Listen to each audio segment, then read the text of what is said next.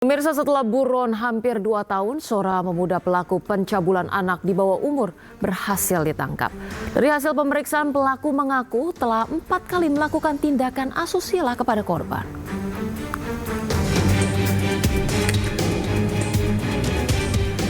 Tim Macan Kincai Satreskrim Polres Kerinci berhasil menangkap H, 23 tahun, pelaku persetubuhan anak di bawah umur yang telah masuk dalam daftar pencarian orang sejak 2 tahun lalu.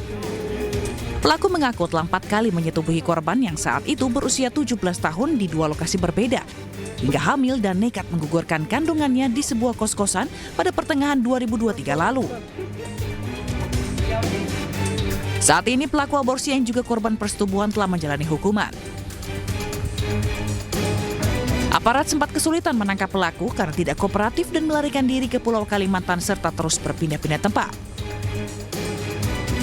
Pelaku melarikan diri di daerah Kalimantan selama hampir kurang lebih 2 tahun.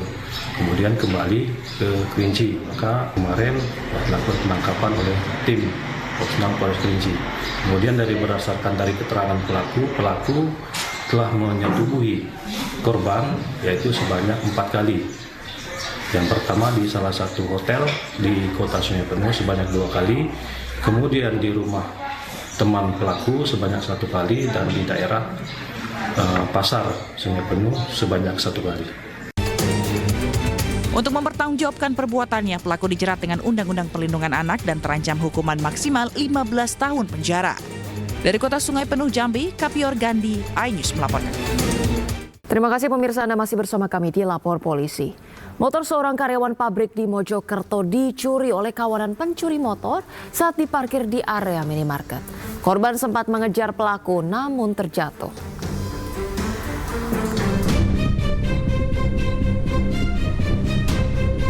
Rekaman CCTV menampilkan aksi curanmor di sebuah minimarket di Desa Sedati, Mojokerto, Jawa Timur. Salah satu pelaku mencuri motor milik seorang karyawati pabrik, sementara pelaku lainnya kabur dengan motor berbeda. Pemilik motor sempat berusaha menangkap pelaku, namun gagal hingga korban terjatuh. Insiden terjadi ketika pemilik motor sedang mengambil uang di ATM minimarket. Diparkir? Ya diparkir terus diambil. Terus diambil? Iya. Dalam waktu berapa menit ya Pak? Ya. Cepet ya? Paling 2 menitan. Itu korbannya sempat lari mengejar juga? Iya. Enggak kena tapi? Enggak kena. Itu waktu itu tokonya sepi atau rame? Pas sepi. Kasus ini telah dilaporkan ke Polsek Ngoro, Mojokerto dan polisi memburu pelaku. Dari Kabupaten Mojokerto, Jawa Timur, Salahuddin, iNews melaporkan. Pemirsa, polisi meringkus seorang pria di Kabupaten Bogor, Jawa Barat yang mengoplos minyak curah menjadi minyak bersubsidi. Dalam sehari, tersangka bisa memproduksi 8 ton minyak dan menghasilkan 10.000 bungkus minyak goreng.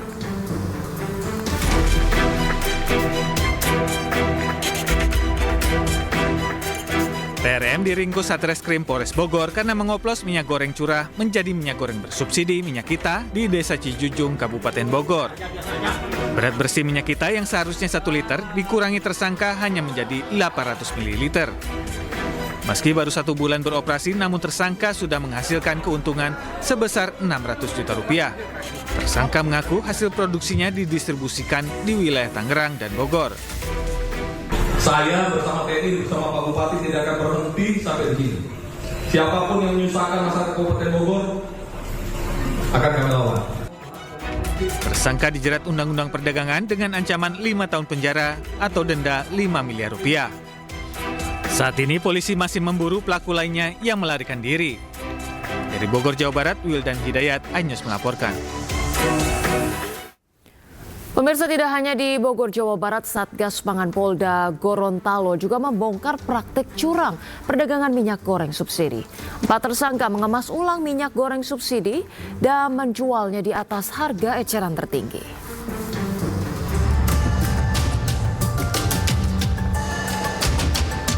Polisi menangkap 4 tersangka yang mengemas ulang minyak goreng subsidi Minyak Kita dan dijual kembali dengan harga yang lebih mahal.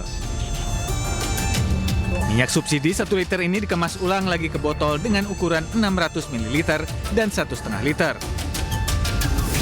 Minyak goreng di botol 600 ml dijual Rp11.000 dan kemasan 1,5 liter dijual Rp28.000. Praktek curang pedagang ini dibongkar tim Satgas Pangan dari Reskrimsus Polda Gorontalo dari 2 toko di Desa Modelemo, Kabupaten Boelemo pada pertengahan Februari lalu. Kasus ini terbongkar setelah adanya laporan warga soal kelangkaan minyak kita di Kabupaten Boelemo. Tersangka yang bergerak sejak November tahun lalu diketahui telah mengemas ulang 9.058 liter minyak kita. Mengusahakan atau merepacking minyak kita yang sebenarnya ini adalah subsidi, kemudian dijual kembali sebanyak 9.000 liter lebih, ya. Kemudian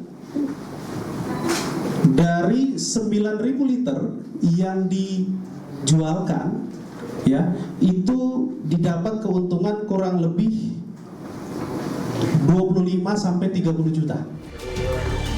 Polisi menjerat tersangka dengan Undang-Undang Perdagangan dengan ancaman 5 tahun penjara atau denda 5 miliar rupiah. Di Gorontalo, Faizi Lahasan, iNews Podcast. Pemirsa, Kapolri menegaskan akan menindak produsen minyak kita yang mengurangi takaran minyak goreng. Polisi juga mengungkap 3 produsen minyak kita yang nakal, yang curang dalam berdagang.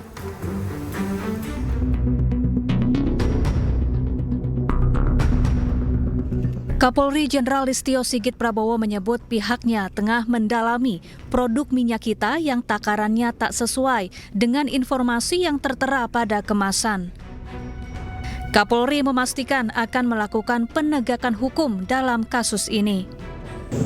Sedang kita lakukan pendalaman dan kemungkinan kita akan lakukan penegakan hukum karena memang ada yang kita dapati yang isinya tidak sesuai dengan kemasannya 1 liter. Kemudian juga ada yang menggunakan label minyak kita namun sebenarnya palsu. Ini semuanya sedang kita proses. Kalau sebaran produknya di mana aja tuh, Pak? Nanti akan dirilis secara resmi oleh Satgas. Sementara itu, Menteri Perdagangan Budi Santoso mengungkap salah satu pabrik minyak kita di Depok, Jawa Barat telah tutup. Kini pihaknya tengah menyelidiki keberadaan pabrik tersebut. Sebelumnya banyak warga mengeluh usai menemukan minyak kita kemasan botol 1 liter, ternyata isinya hanya 750 hingga 800 mililiter. Video warganet menuang minyak kita yang takarannya sudah berkurang ini pun viral di media sosial. Selain itu, tak sedikit minyak kita dijual di atas harga eceran tertinggi, yakni Rp15.700 per liter. Polisi kemudian mendapati 3 produsen minyak kita nakal, di antaranya PT Arta Eka Global Asia, Koperasi Terpadu Nusantara, dan PT Tunas Agro Indo Lestari. Tim Liputan iNews melaporkan.